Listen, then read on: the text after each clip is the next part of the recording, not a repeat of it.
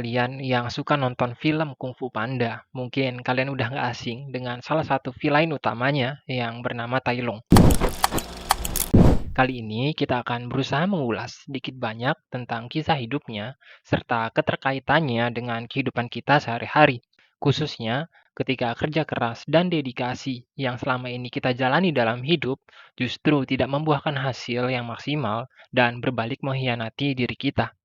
Seperti yang kita ketahui, Tai Lung yang digadang-gadang menjadi ksatria naga dengan beragam latihan yang telah dijalaninya justru dianggap tidak layak oleh Master Oogway. Hal tersebut melahirkan kekecewaan yang sangat besar dalam dirinya hingga ia berubah menjadi seorang villain.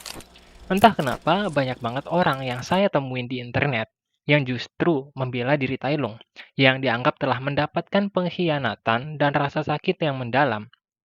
Situasi tersebut menggambarkan perspektif baru perihal kebenaran, bahwa seseorang yang salah dapat menjadi benar ketika melihat motif dari tindakan yang dilakukan olehnya. Tapi, apakah benar demikian? Apakah rasa sakit dapat diperbolehkan menjadi landasan dari terciptanya rasa sakit lain? Bukankah hal tersebut hanya melahirkan rantai dendam yang menyebabkan semua orang pada akhirnya akan merasakan sakit? Kalau kita coba dalami lebih lanjut kisah dari Tai Lung, justru reaksi yang diberikan oleh dirinya ketika tidak terpilih menjadi ksatria naga mencerminkan bahwa dirinya memang tidak pantas atau tidak layak untuk menjadi seorang ksatria naga. Dan hal tersebut sebenarnya ngajarin hal paling penting yang sering kita lupakan dalam hidup, yakni cara kita untuk ngontrol diri kita, serta cara kita menanggapi situasi yang kita terima.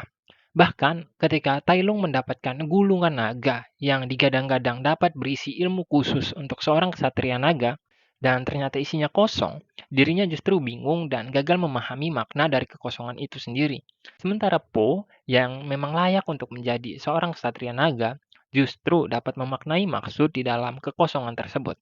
Hal itu sekali lagi menegaskan akan gambaran dari jiwa Tai Lung yang memang tidak siap dan tidak layak untuk mendapatkan apa yang dirinya inginkan. Seringkali kita menghadapi fenomena seperti yang dihadapi oleh Tai Lung, yakni ketika reaksi yang kita berikan terhadap kondisi atau situasi yang kita hadapi justru membuktikan bahwa kita memang layak mendapatkan apa yang kita dapatkan, khususnya ketika diri kita terselimuti oleh ego dan tidak pernah bercermin akan kekurangan yang kita miliki. Contoh gampangnya dapat kita lihat ketika kita gagal menggapai mimpi kita atau gagal menjadi juara dalam sebuah perlombaan. Kemudian reaksi yang kita berikan adalah sedih, kecewa berat, dan marah. Hal tersebut justru mencerminkan bahwa diri kita memang belum layak untuk menjadi seorang juara atau belum pantas untuk menjadi seseorang yang dapat dikatakan sukses. Sebab ketika seseorang dikatakan pantas untuk meraih semua itu, maka di saat yang bersamaan, mentalitas yang dimilikinya berada dalam kondisi yang lebih kuat. Dengan kata lain, mereka yang pantas menjadi seorang juara akan berusaha memahami letak kesalahan yang dilakukan olehnya, letak kekurangan yang dimilikinya, dan berusaha untuk memperbaiki semua itu agar dapat menjadi lebih baik. Namun, ketika kita mengikuti cara Tai Lung, kita justru dikonsumsi oleh emosi kita sendiri, hingga perjuangan yang sebelumnya telah kita lakukan justru menjadi sia-sia dikarenakan diri kita sendiri yang menyia-nyiakan hal tersebut dengan keputusan yang salah. Kemudian, ketika kita kalah, yang artinya kita melakukan sebuah kesalahan, dan kita gagal melihat hal tersebut, kita justru membenarkan kesalahan tersebut. Kita justru membenarkan kesalahan yang kita lakukan dengan emosi yang kita miliki. Hingga pada akhirnya, kita hanya sedang menenggelamkan diri kita lebih jauh pada sebuah kesalahan demi kesalahan yang baru.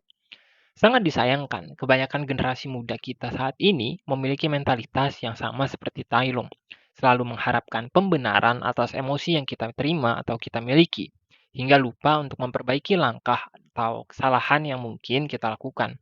Itulah kenapa kebanyakan dari anak muda alih-alih merubah sikap yang dimilikinya agar menjadi lebih baik, kebanyakan justru memvalidasi emosi yang dimilikinya dengan beragam cara seperti mencari quotes atau kata bijak yang dinilai dapat merepresentasikan atau memiliki kesamaan dengan kondisinya, hingga menyalahkan kenyataan dan memandang dunia sebagai tempat yang sangat amat buruk.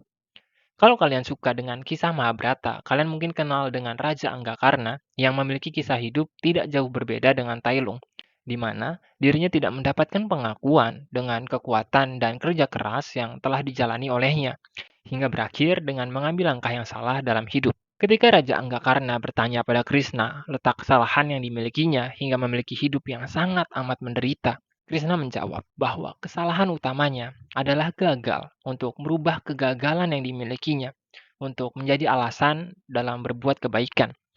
Jika dirinya mampu untuk merubah pengkhianatan yang diterima olehnya menjadi sebuah alasan agar orang-orang tidak merasakan apa yang dirinya rasakan, maka kehidupan yang dijalaninya akan jauh lebih bermanfaat dan kerja keras maupun usaha yang selama ini telah dijalani olehnya pada akhirnya akan membuahkan hasilnya tersendiri.